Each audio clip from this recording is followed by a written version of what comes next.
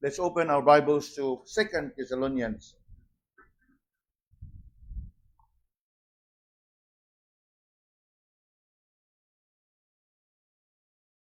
Second Thessalonians chapter 2.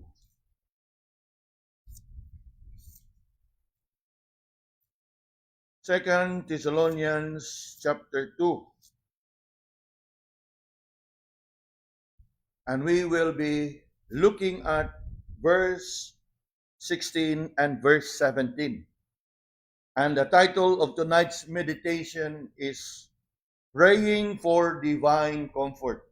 Praying for Divine Comfort. Now, please bear with me. I have to say na may usahay nga di na ko isulti, pero ako na isulti kay ingon pa ni Brother Dave na record magud siya, iya mo nang giiko ano niya, iyang gi-upload ba siya. Sorry pastor, kay di man ni isulti ang title. Siya ra kuno magbuot-buo to title. So, karon nato na gyud isulti. Brother Dave, may gabi ni mo diha. I trust nga maayo ra po nimong kabutan og sa inyong pamilya. May gabi nimo diha og kang Sister Maan, of course kang Ma'am Pachika. Ma'am, if you are able to join us tonight, that would be great. Ilabi na nga ang kamaturan ng atong pamalandungan karon is all about praying for God's comfort. Praying for God's comfort. So let's open our Bibles to 2 Thessalonians chapter 2. And let us read together verse 16 and 17.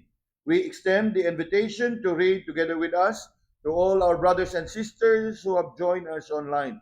2 Thessalonians chapter 2, verse 16 to 17, reading, Now our Lord Jesus Christ himself and God, even our Father, which had loved us and have given us everlasting consolation and good hope through grace, comfort your hearts and establish you in every good word and word. Tonight, I would like to consider with you these closing verses of 2 Thessalonians chapter 2. And I'd like us to take a closer look at the Apostle Paul's intercession. That is, the Apostle Paul's prayer for the church in Thessalonica. If you are familiar with the Apostle Paul's manner of writing, you would know that somewhere and somehow in between his letter, he would just pause and say a word of prayer. Sa bisan asa nga suwat nga imuha nga pagabasahon from the Apostle Paul, you will not miss his prayer placed in between. And in this particular case, it is found in the closing portion of chapter 2 of his letter.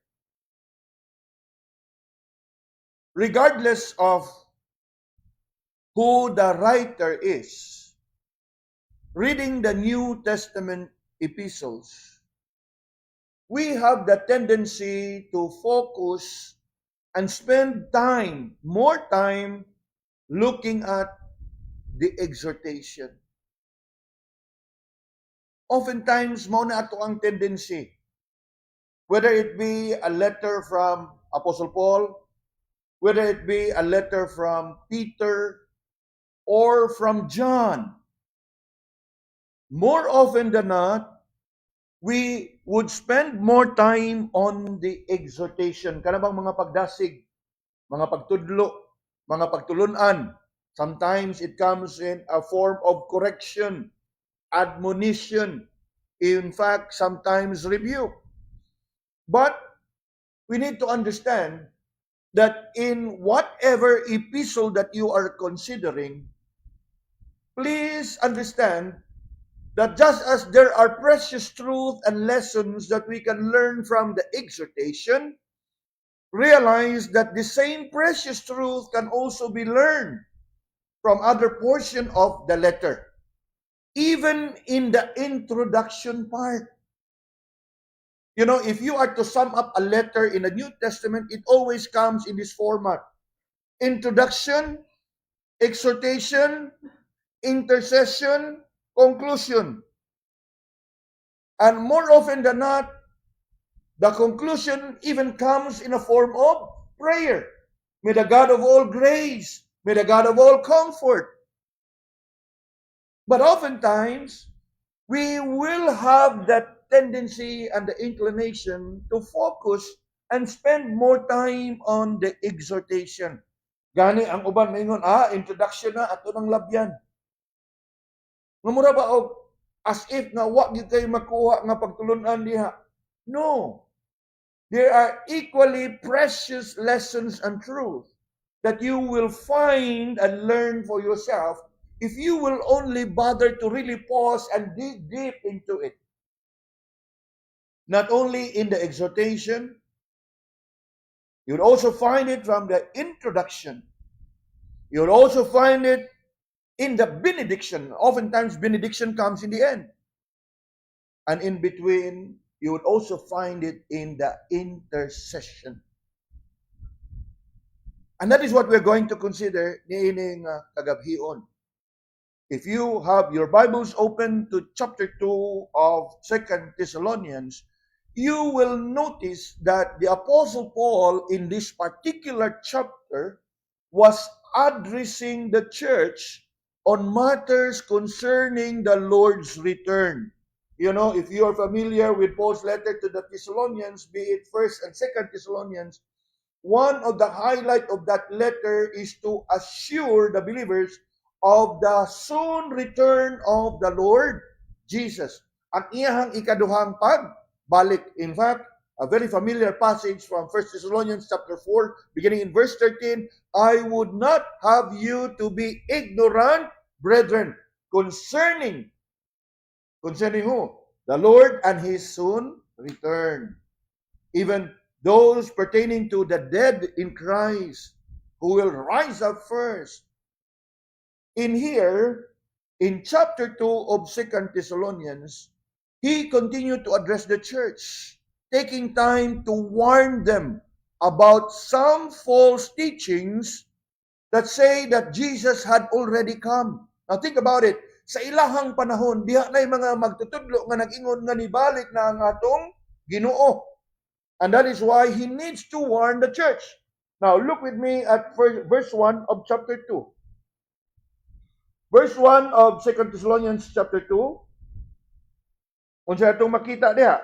Now we beseech you, brethren, by the coming of our Lord Jesus Christ, and by our gathering together unto Him, that ye be not soon shaken in mind, or be troubled, neither by spirit, nor by word, nor by letter as from us, as that the day of Christ is at hand. Look with me in verse 3. Let no man deceive you. Ayaw dayon mo pagpanoo, og naay magsulti ninyo, og naay moingon nga, nagtudlo siya pusol-pol nga niabot na ang Ginoo. And somehow, mga kaigsunan, no doubt, it is a very important exhortation. An exhortation that comes in a form of warning. And the warning actually stretched from verse 1, 2, and 3 up until verse 12.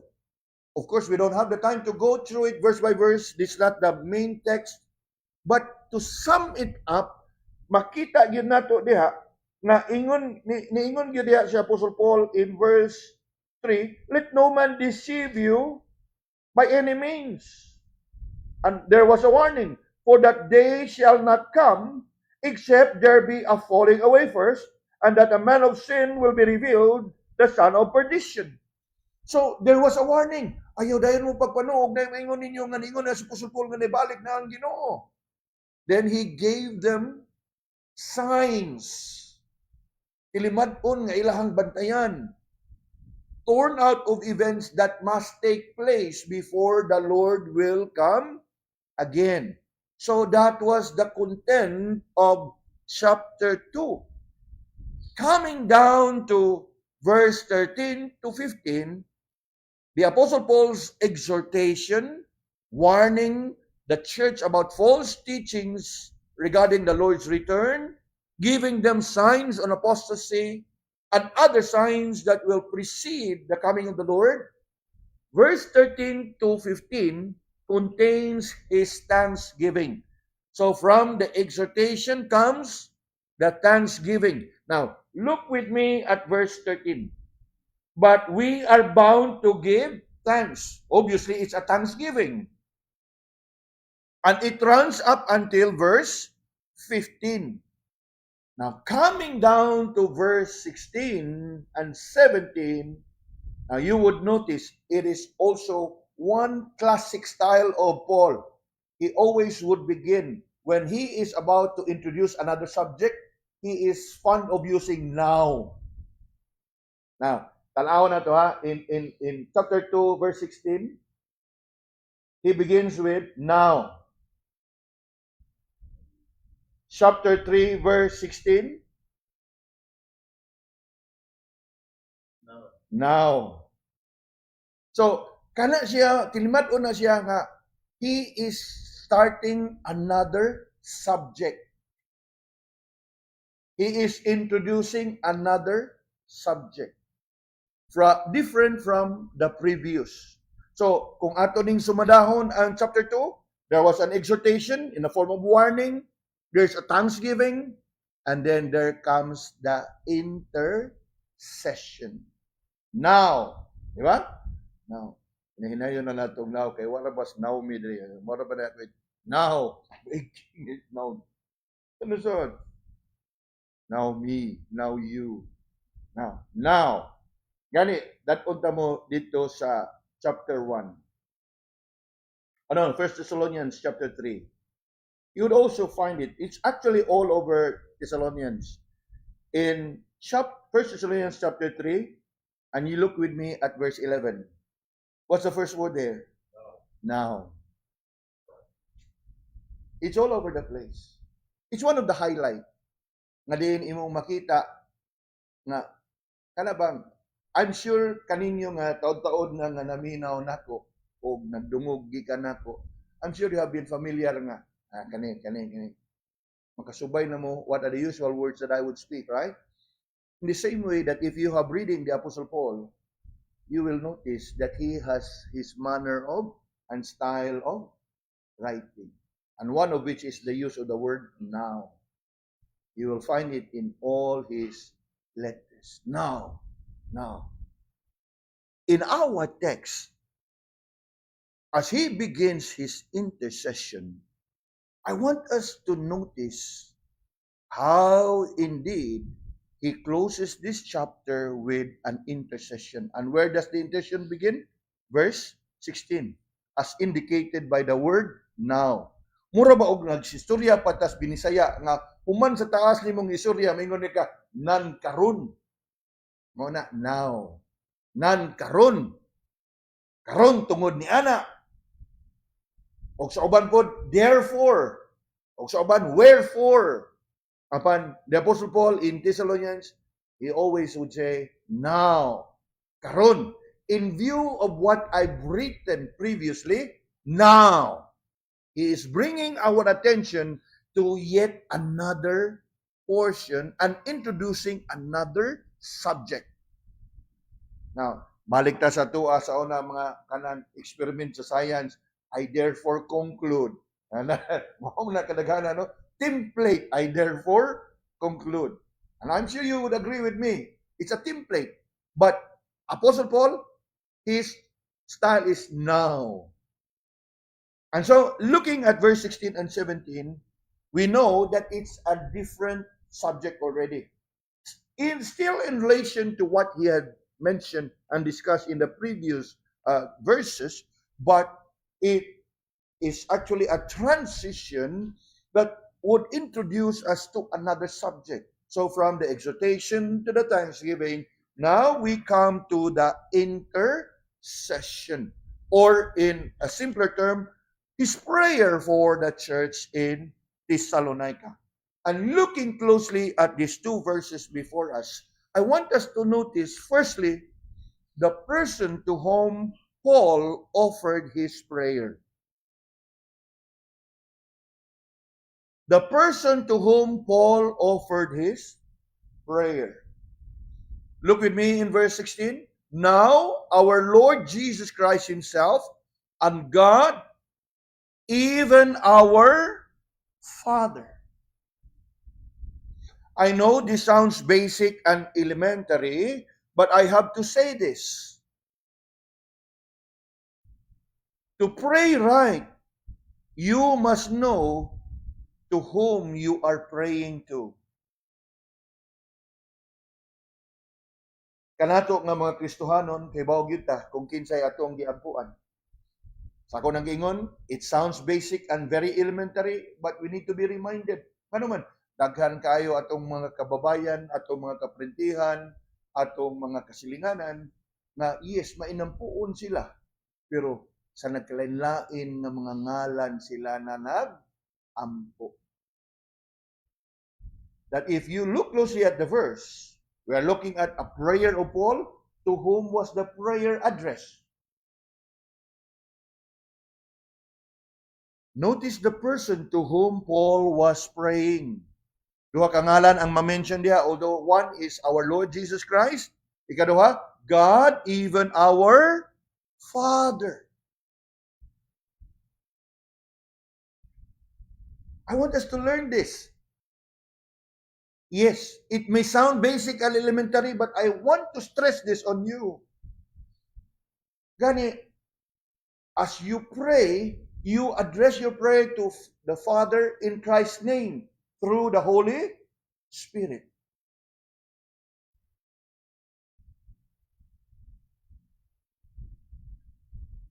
Basic, elementary, but we need to establish ourselves in here. Ay nga naman, nasayod ta, bisan diri sa ato ang nasod. Daghan ang mga tao relihiyoso may nampuon pero nagkalilain nga ang ilahang gisangpit sa ilahang mga mag-ampo. To pray right, you must know to whom you are praying. That perhaps we need to really look into this. Gani mga kaigsunan, even sa atoa nga kanabitang atoang panahon karon. We still can hear of our fellow countrymen na at times bisita sa mga lubnganan sa ilahang mga apukan, unya adto pa dito musangpit na iampo mig apil. You know, like lolo, lola, iampo mig apil. It must be because of the doctrine and the teaching that we have learned sa old religion or perhaps tradition. Nga diin, mga kanang ingon pa nato mga liya ba nga musangpit pa ta. Sometimes ang uban makigstorya sa ilahang og ingon na nato papa mama ba og to whom suod kayo nila nga atong bisitahon ato ning i-konsulta. You know, we can understand sentimentalism, emotions, whatever, but you know what? Can they be even more powerful than God? Naadto ta nila monsulta. It's a common practice. Siguro kaninyo nga nagdako nga Kristiyano, praise God. Pero sa mga tao nga nagdako from a previous old religion, it's a common practice. Now, when they are about to make decisions, serious, big decisions in life, they would go to the cemetery and talk to their grandma, talk to their grandpa, talk to whatever, whoever, nga close nila. Hibaw ko nga, og buhi pa ka karon, ikaw gitiggiyan ako, tiglamdag ka nako, karon padayon nako gagikonsulta diha nimo. Ha?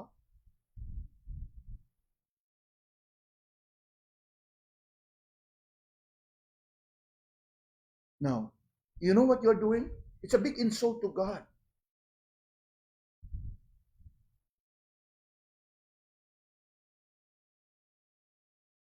Have you realized that? Ug naa mo kay angay nga sultihan, ug nga imuhang konsultahon may tungod ana ngayon. Nga siguro gyud nga makatabang nimo makatubag nimo.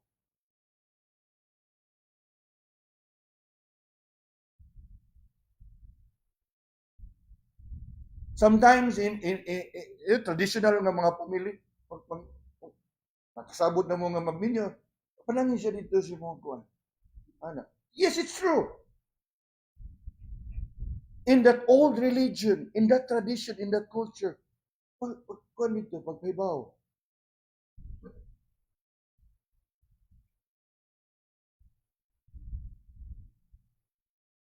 Di ba? Sounds basic and elementary, pero karon no, bitaw no.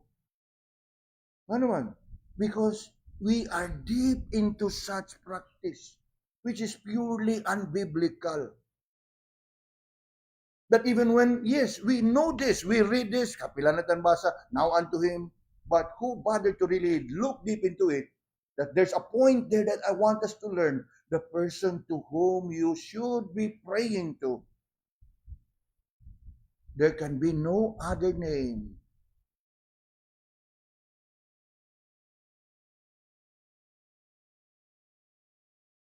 Notice here in this verse, how the Apostle Paul invokes the name of who? The Lord Jesus. Mo gani ka na nga sa ato ag yung mga pagtudlo, especially for young believers, you pray in Jesus' name.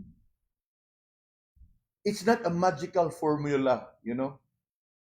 It is simply to remind you na kanang imong pag-ampo can only make it to heaven and can only be considered by the Lord if your prayer is uttered in whose name?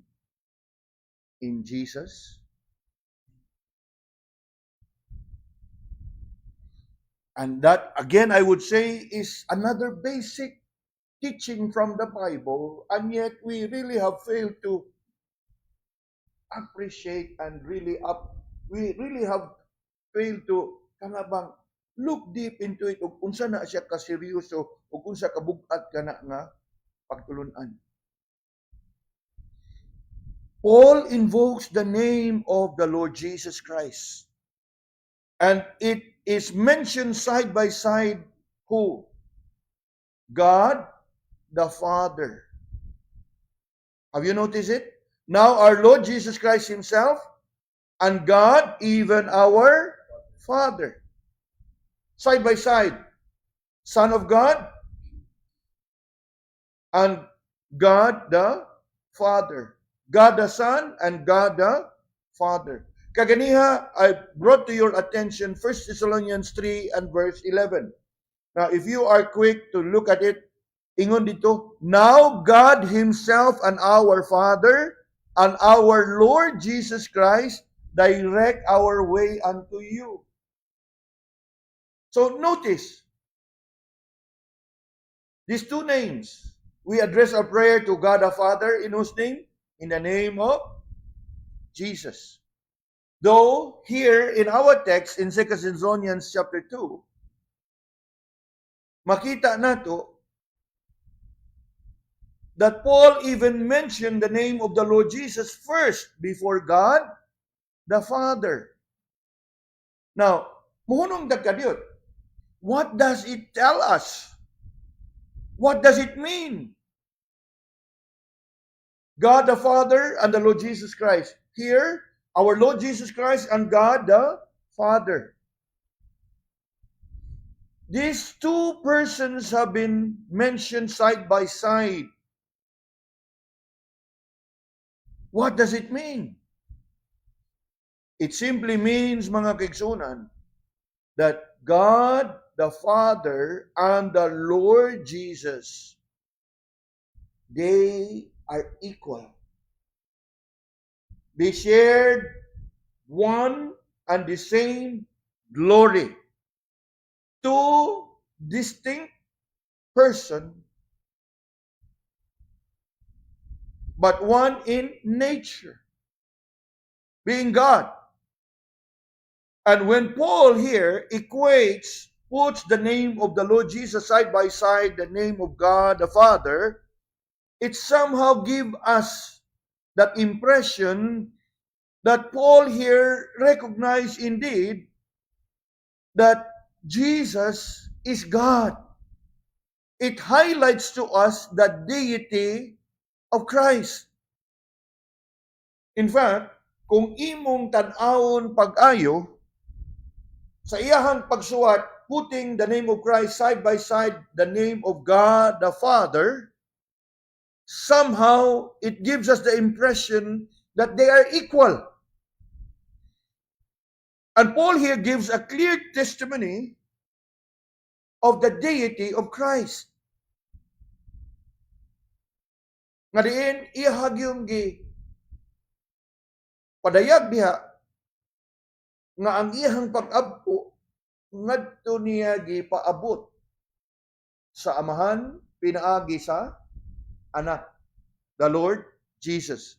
But in addition ni anak nga kamatuoran, mga kaigsunan, if we look closely at that portion, the first part of verse 16, there is a high Christological emphasis. Mingon ganitag Christological emphasis, it mentions and pertains to the doctrine of Christ. Christological emphasis of Christ. Nga naman, you look closely at how Paul mentions the name of Christ in its full title, Lord Jesus Christ. Sometimes we only get to find now our Lord. Sometimes now our Lord Jesus. Sometimes Christ our Lord. But if you look carefully at verse 16, there it is a complete name. Lord Jesus Christ.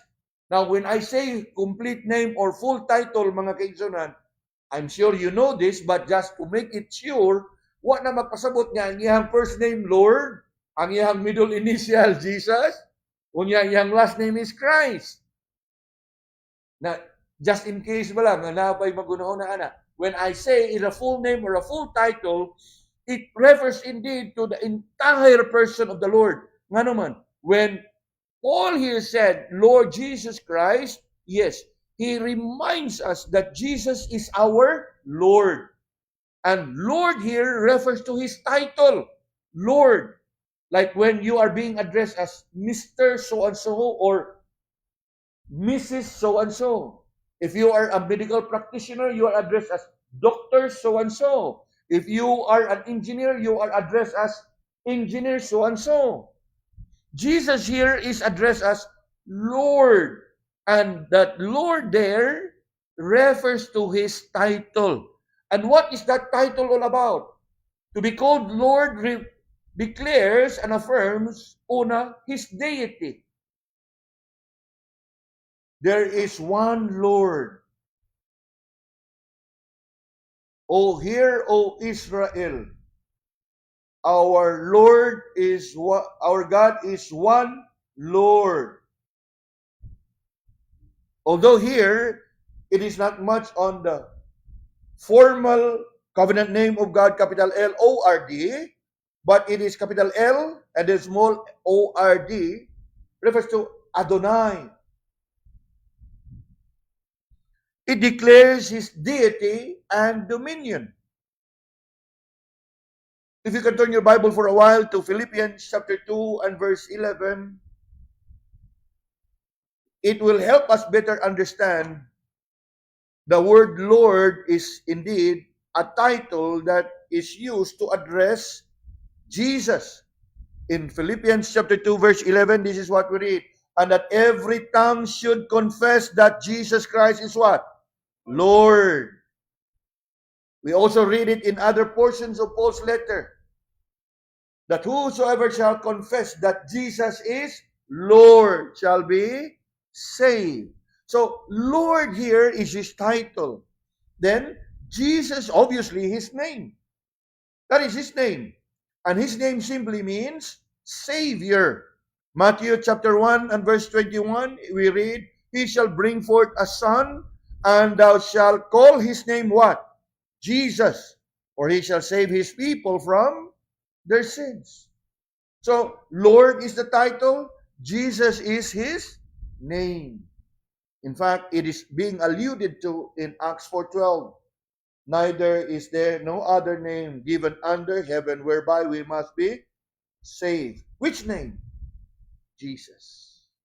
So, Lord is the title, Jesus is his name. Now, what about Christ?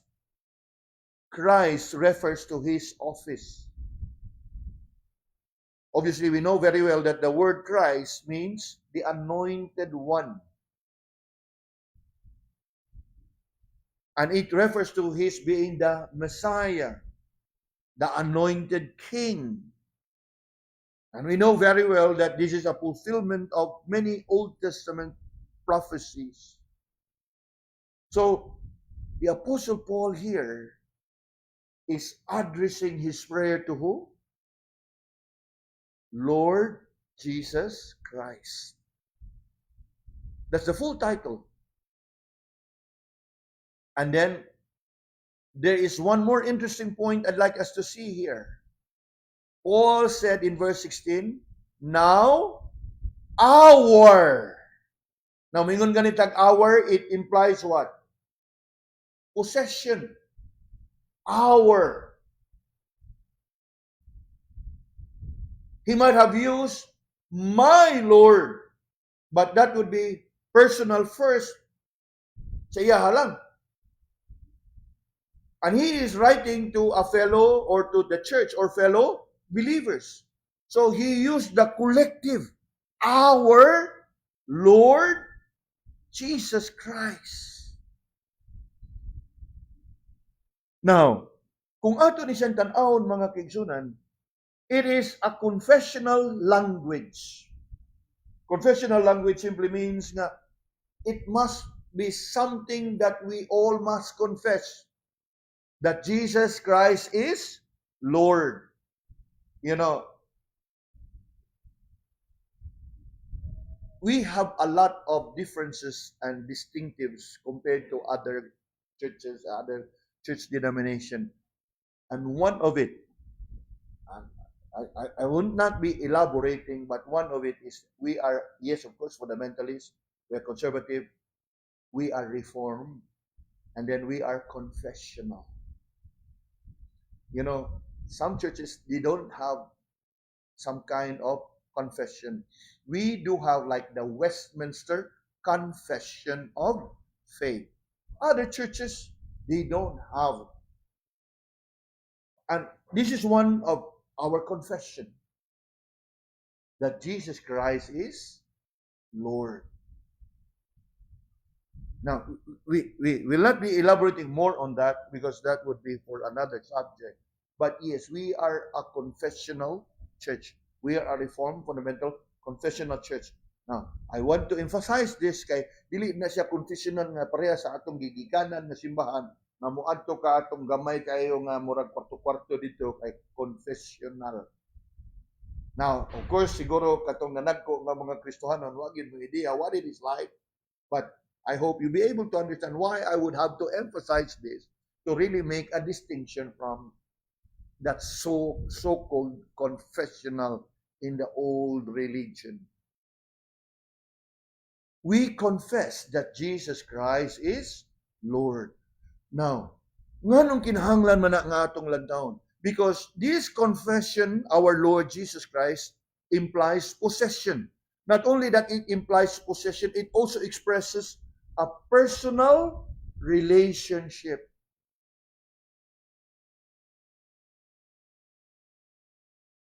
And when I say personal relationship, sayri mga kaigsunan, nga samtang pwede ang tanan makaampo, pero ang ampo ra gyud nga makadangop ngadto sa Ginoo katong mga ampo nga nagagikan sa mga tao nga nagbaton og naay personal nga relasyon sa atong Ginoo. That is what it means of like a confessional statement. Jesus Christ is Lord. Yes. Sayri, that prayer is a privilege that belongs only to those who are in a relationship with the Lord Jesus Christ. Of course, di nato mapugnan, dili nato mabadlong, di nato masaway ang uban nga mosangpit sa atong Ginoo. Na ila pud na. Pero kung sila wala gi personal nga relasyon sa Ginoo, now a very familiar word from the Lord in the gospel, I never knew you. Depart from me, ye workers of iniquity.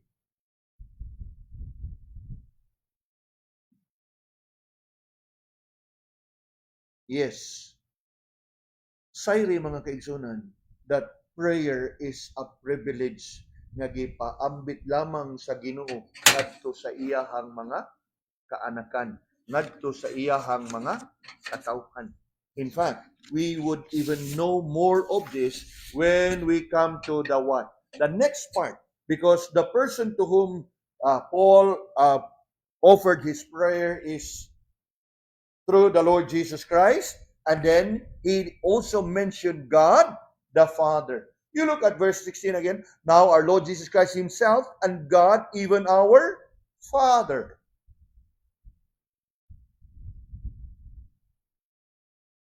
Now, sayri mga kaigsonan, nga kita na nahimo tang mga anak sa Ginoo by faith in the Lord Jesus. So kung ikaw na ay pagtuog pagsalig ug na ay personal nga relasyon kang Ginoong Hesus, what has become of you is this: you have become a child of God. We know this very well from the Gospel of John chapter 1 verse 12. But as many as receive him, to them gave he the power to become sons of God. So by faith in the Lord, we become children of God. God is our Father by work of regeneration and by work of adoption in Christ Jesus. So that is what we are and what have become of us by faith in the Lord Jesus. We become God's children, and therefore God becomes our Father. Yes. And that is implied here. Now our Lord Jesus Christ, even, and God, even our, you look at the word again, our Lord Jesus, our Father. That means, dili tanan tao sa kalibutan makasangpit kaniya. Or siguro entitled mo, siguro feel ninyo nga pwede mo musangpit, but you can be sure ng ilahang pag-ampo, nada. Kay una sa tanan, they cannot claim our Father. Kay kanus alang ka mahimo nimong amahan ang atong Ginoo sa langit? By faith in the Lord Jesus. Are we following? And I hope you have come to realize, Dokon, ito mo katunan, even in the intercession. True. You know, ang kuwang lang yun na to is time. Kaya dili man siya pwede nga puros na lang intercession na to apuntunan. As much as possible, we can somehow address and look into different ingon pa nato portions of the scripture. But I want us to learn in the precious lessons. Yes, it sounds basic and sound elementary, but if you look deep into it, wow, wonderful blessing atong masayran. And that would even help us better understand what we believe in and equip us much better to share it to others. Ug ngano nga dili yun pwede. Kaya ingon lagi diha, now our Lord Jesus Christ himself and God, even our Father. Diha lamang sa duha ka persona nga ato ang masangpit diha sa atong mga pag-ampo. And think about it, mga kaigsunan. While we rejoice and thank the Lord for our earthly human fathers, but you know what? Thanks be unto God that we can call him as our Father. Thank God for earthly father, human fathers. But we can take comfort even more having God as our heavenly Father. We know very well that verse from Psalm 103, verse 13 and 14, like as a father pitieth his children, so the Lord pitieth them that fear him. For he knoweth our frame, he remembered that we are dust.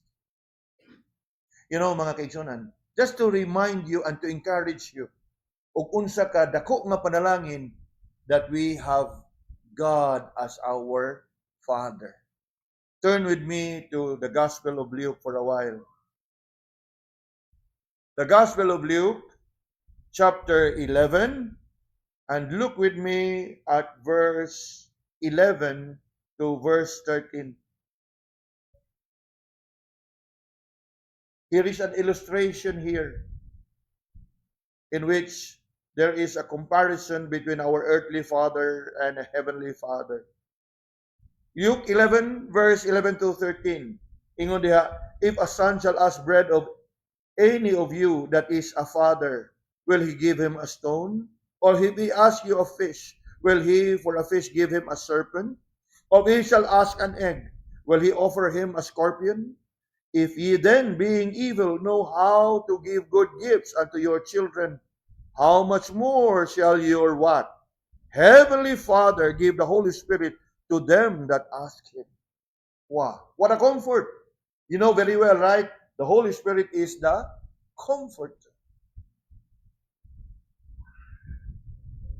And we are considering this message titled what? Praying for God's comfort. Siguro nangita mo ganyan, asa yung kadapit ang comfort. What mo ay comfort?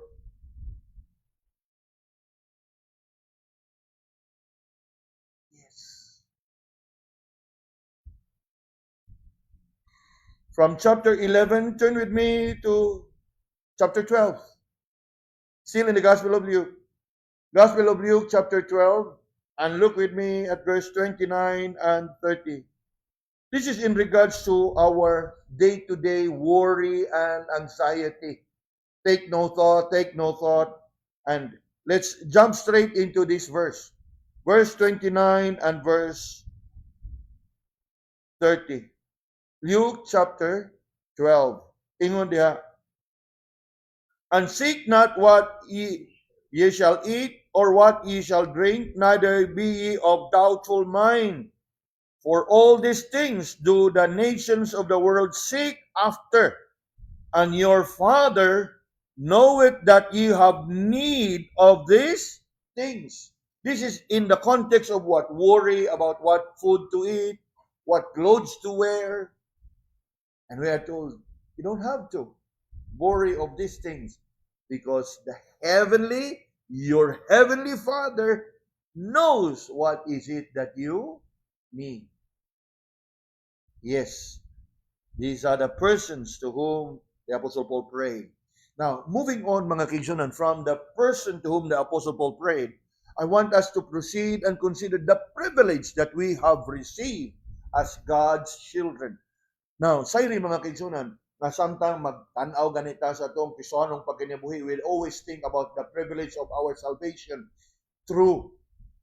But in these two verses that we are considering, and looking at this particular portion of verse 16, it's not much about that salvation. Paul here mentions two great privileges that we already have received and have enjoyed. And what are these two privileges? You look again in 2 Thessalonians chapter 2 and verse 16. Now our Lord Jesus Christ Himself and God, even our Father, and this is the privileges that we have received from them, which what? Loved us, and what? And have given us everlasting consolation and good hope through grace. So, looking at this portion of verse 16, what is it that we have received from the Lord? What is it that the Lord has done for us in Christ? What is it that God has done sa atuang mga kinabuhi? Duha ka butang. Una, He loved us. Ikaduha, He gave us everlasting consolation and good hope through grace. Now, look closely diha mga kaigsoonan. I want us to notice at the word love. It's already in the past tense.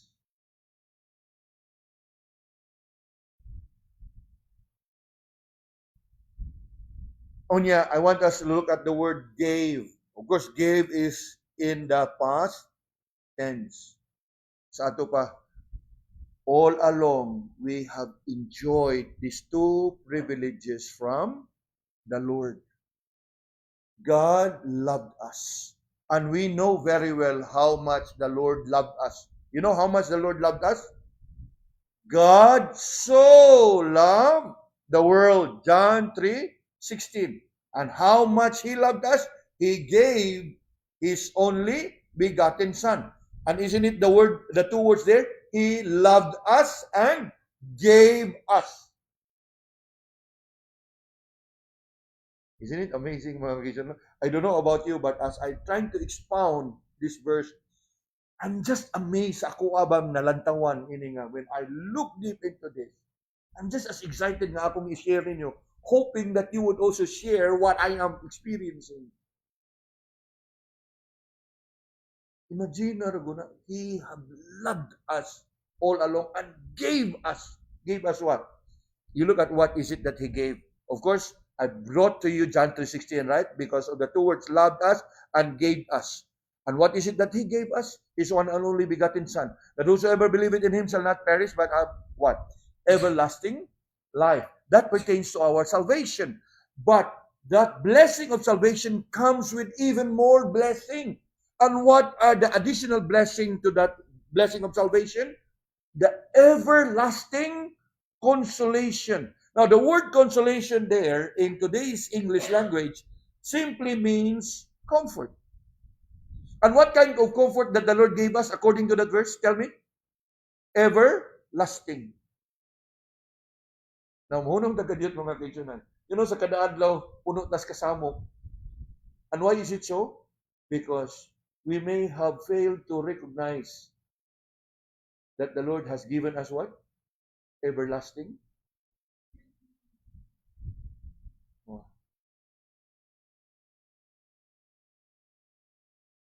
I hope you are saying like me sa kung kasing-kasing when I learned this. Ito, no?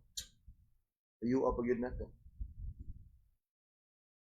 Now, of course, the everlasting comfort there is but a byproduct or a fruit sa panalangin na naangko nato sa ato ang kaluwasan.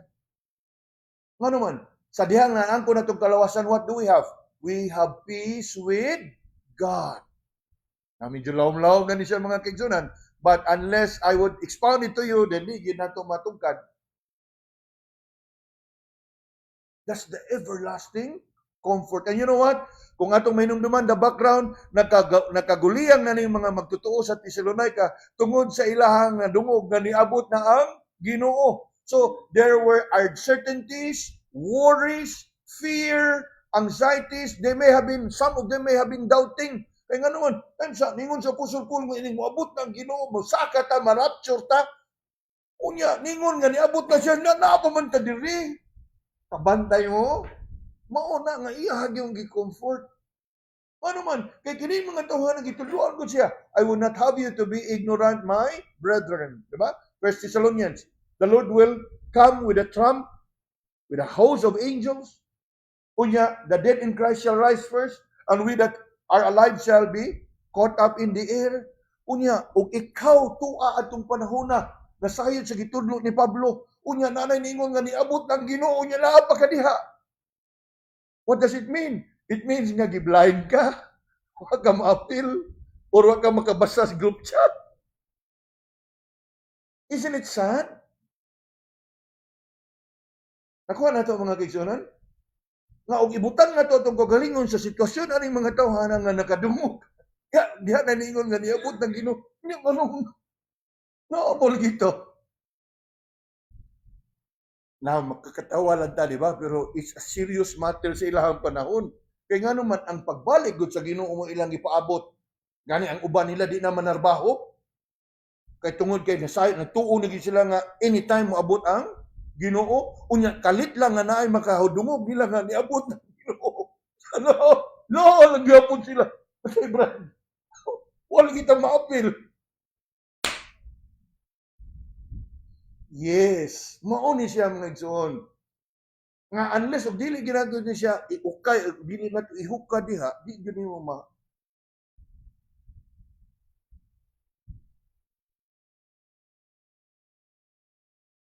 Mao na nga taliwa sa ilahang kalisang ug kaguliyang, gi-comfort sila ni Apostle Paul, reminding them of the goodness of the Lord which had loved us and has given us everlasting consolation or comfort. What else did the Lord give them? Yes, He loved them and then He gave them. What is it that He gave them? Everlasting comfort. Now, regardless of what your situation may be at this moment, I hope you take comfort in this truth nga itong nalantawan. Trials, testings, difficulties, they can only last for a moment. But the comfort of the Lord is what? Everlasting. Ug tungod niya na mga kaigsunan, I want everyone to be assured nga bisan pa man og naatas grabe nga kalisod karon, grabe nga sitwasyon, grabe nga mga suway, we need to remind ourselves to never and never question the love of God for us. Kay klaro gyud kay na diha, who had loved us and gave us everlasting comfort. It's never for us nga, Lord, naunsa naman eh. Ayaw. It's never the Lord that has failed. Kitay napakyas. Ayaw. Kay klaro ang pulong, He so loved us. And we know very well that God is unchanging. And what is it that He gave us? Everlasting comfort. You know, mga kaigsunan, I am with you. Kami sa akong pamilya, kamo, I'm sure, naapoy mo inyo. You have your own share of burdens and cares.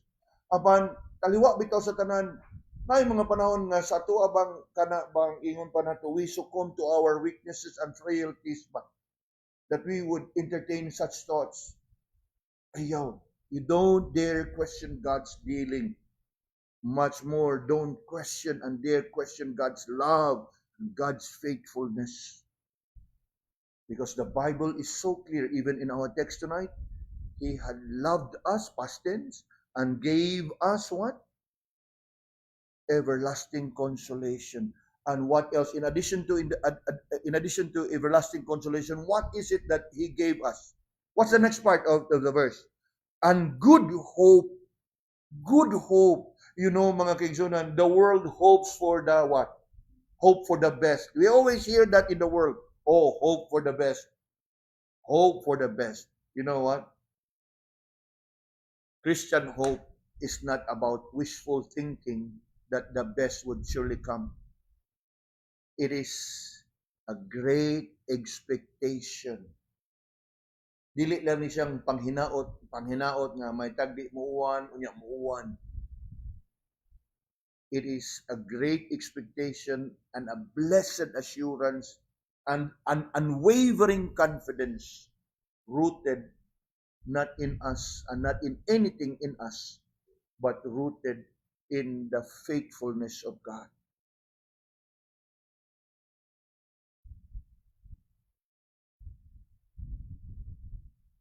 So, when Paul here said good hope, iyahag yun ang emphasize nga, maayo, good hope. And what makes it good? Because it is that hope that will surely come. Kay kana nga hope, gisaad kana sa Ginoo nganhi kanato. You know, as we look at the people in the world, they seem to be working out and trying hard to keep their hope alive. Ayaw pagniga. Positive lang ta pirmi kay you keep the hope alive. But you know what? If you are in Christ, it is the hope that keeps you alive. Balik. Ayaw niga. Don't be pessimistic. Keep your hope alive. You know, sa Kristiyano ginabuhi, you don't have to. The Lord has given you good hope. Kana nga paglaom, bahala pag bisag unsay imong dangatan ining kinabuhi, dili na makapawa anang imong gilauman. That blessed hope that when the Lord returns, you shall be with Him. Remember the context? Matay ni abot na gunong Ginoo, brad. Yeah. What man? That is good hope. Again, mga kaigsoon, hindi sa pagdasig ka na to. You know, we are actually dealing with some serious and deep theological kanang matters, but we try to apply it sa ato. Matag-adlaw ba kay kung magsigilan tag alawom pag-ayaw niya, murag paligpong sa dal. You know, atong i-apply sa ato ang adlaw-adlaw na kinabuhi. Yes. Good hope. In other portions of the scripture, even in Paul's letter to Titus, he refers to it as blessed hope.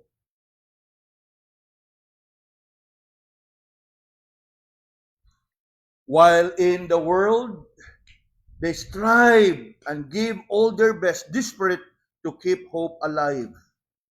In Christ, it is our hope in God that keeps us alive.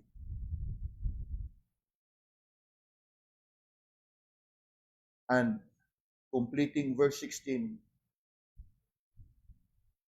we look at the manner with which we enjoy these privileges. So, unsa nga paagi? What's the last two words in verse 16? Through grace. So, kinintanan nga panalangin atong nadawat, not because we deserve it, but because by the grace of God. It is an unmerited and undeserved gift of God nga ato ang gi-enjoy, that we have experienced and will continue to experience in our lifetime. And Paul takes time to remind us that it is all of grace for the purpose that we will all give all the glory to God sa tanan nga ato ang matagamtaman ug ma-enjoy niini nga kinabuhia. God loved us and gave us everlasting comfort and good hope through grace. Again, to remind us that we don't deserve, and yet we enjoy it. Now, turn with me for a while to the book of Romans. Aron nga malantawan gyud nato pagayo. Romans chapter 5, and look with me at verse 1 and 2. Ingon diha, therefore, being justified by faith, we have peace with God through our Lord Jesus Christ, by whom also we have access by faith into this grace, wherein we stand and rejoice in what? You look at the word there, hope of the glory of God. What a blessing. What a privilege it is that we enjoy.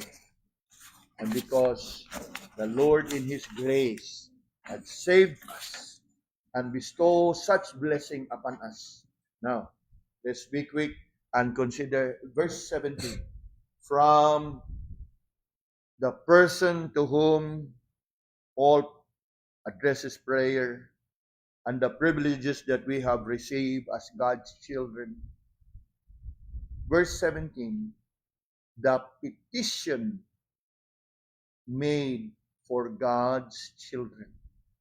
The petition, ang mga gipangayo ni Paul ngadto sa Ginoo para sa iyahang mga kaanakan. And what is it?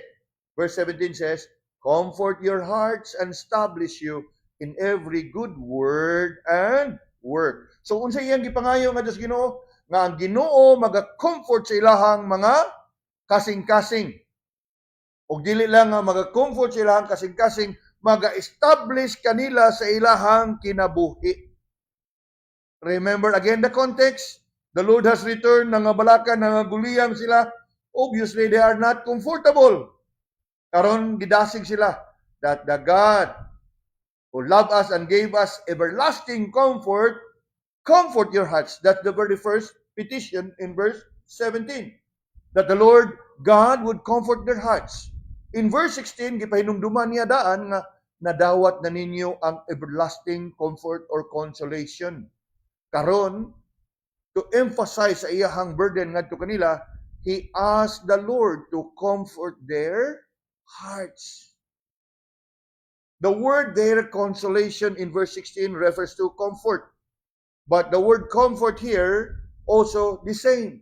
But this is more of a petition nga iyahang gipangayo sa Ginoo nga iyahang pagabuhaton ngadto sa mga magtotoo at the present moment.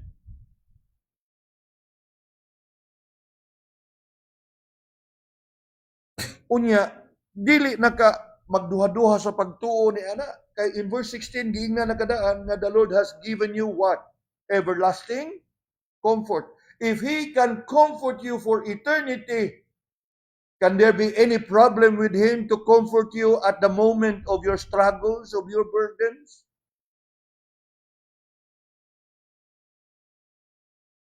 True. The Lord is able to comfort our hearts. In fact, nindot kayo ni siya mga kaigsunan. Kung ato ni siyang lantawon, in 2 Corinthians, now turn with me for a while in 2 Corinthians, 2 Corinthians, and look with me at chapter 1, or 2 Corinthians chapter 1, and look with me at verse 3 and 4. 2 Corinthians chapter 1, looking at verse 3 and 4. It says here, Blessed be God, even the Father of our Lord Jesus Christ, the Father of mercies, and the God of all comfort. Verse 4, who comforted us in all our tribulation. Hunong ta? In all our tribulation. Not just in some of your tribulation, not just in many of your tribulation, not just in most of your tribulation, but in what? In all your tribulation. All means what? Tanan. Sa tanan nimo nga pagsuway, sa tanan nimo nga pagkalisod, sa tanan nga imuha nga mga giagian sa kinabuhi. You know, mga kaigsunan, ug di pa gid ta ma-comforted ani unsaon na lang. The God of all comfort. You know, mga kaigsunan, usar gyud hinungdan ana. Having heard of all these things, di pa gyud ka mo comfort.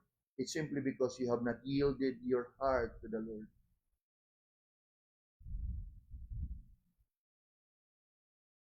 You refuse to be comforted.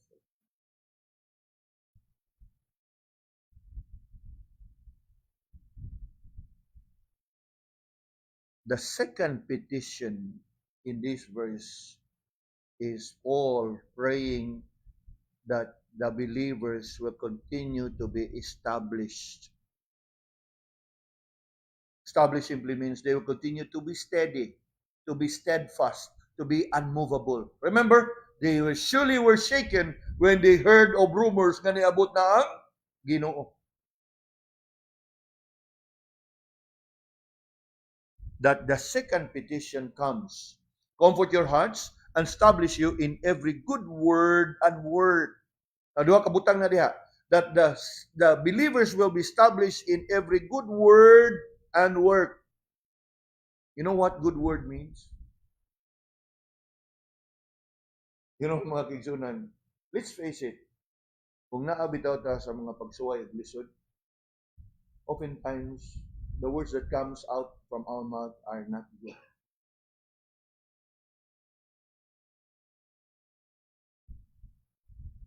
Unsab to sa Apostol Pablo, unsab to yung gitudlo, naabot naman di, wa mangyapon lang kita ba?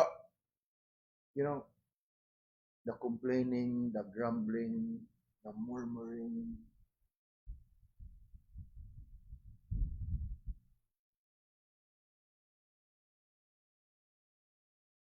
And Paul knows it very well. Samtang daghan kay siyang pwedeng pangayoon sa Ginoo, duha yang gipangayo. Nga Lord, i-comfort ang kasing-kasing niining akong mga igsuon. Ug nga padayon sila nga ma-establish diha sa ilahang pagtuo. That they will continue to be a testimony and witness to others around them. Sa unsa nga paagi? That they will be established in good word.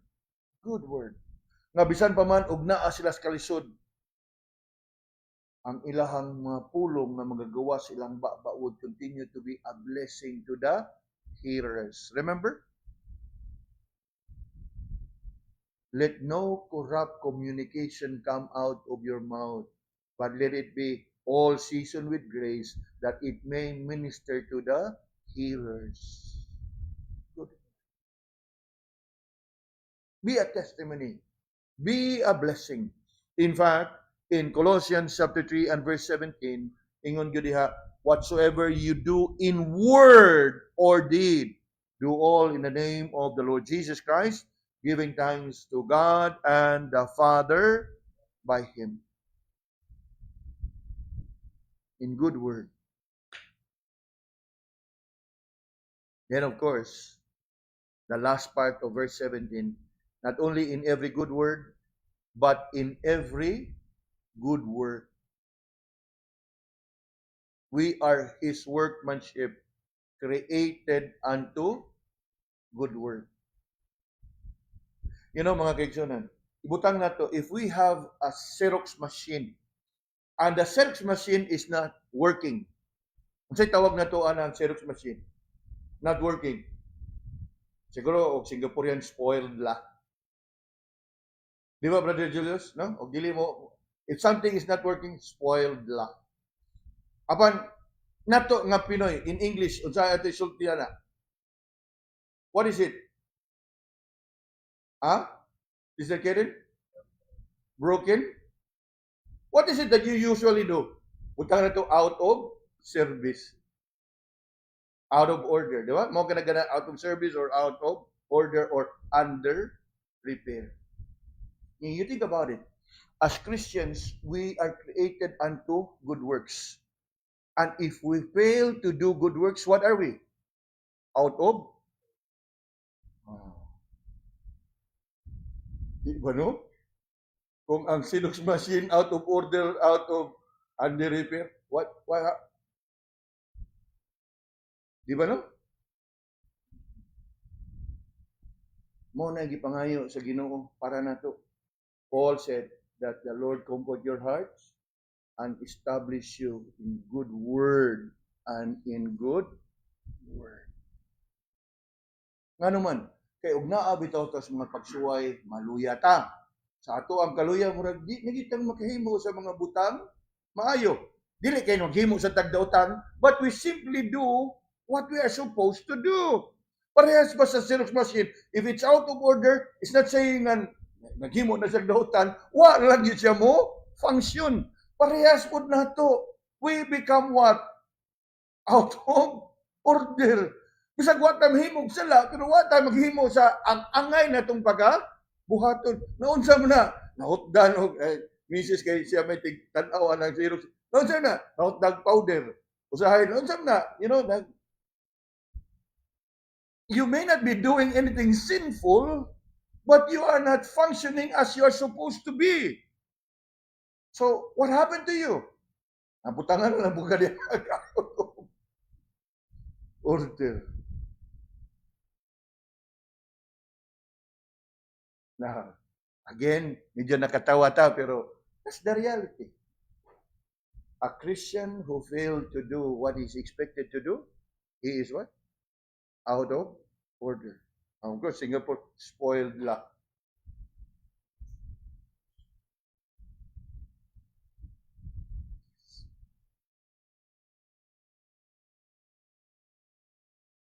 And so you think about it this way, if every Christian goes out of order, what will happen to the church?